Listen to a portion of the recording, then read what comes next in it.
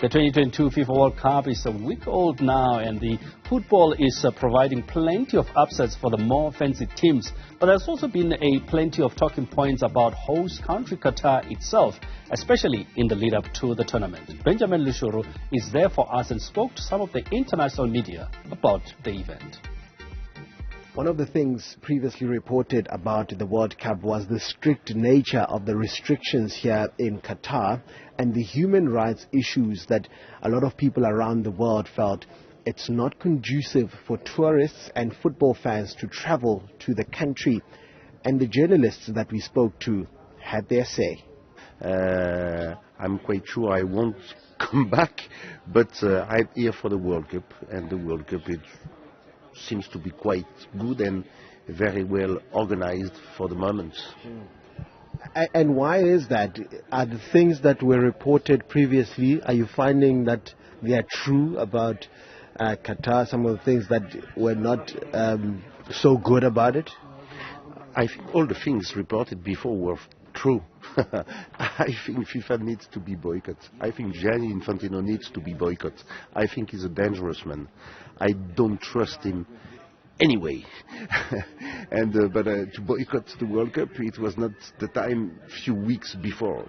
It was the time 12 years ago when it was decided that Qatar will organize that World Cup. Qatar is not exactly known for its football culture, and the decision to award the tournament to this country 12 years ago was met with a lot of criticism, and some of it still remains right now, even though the tournament has started.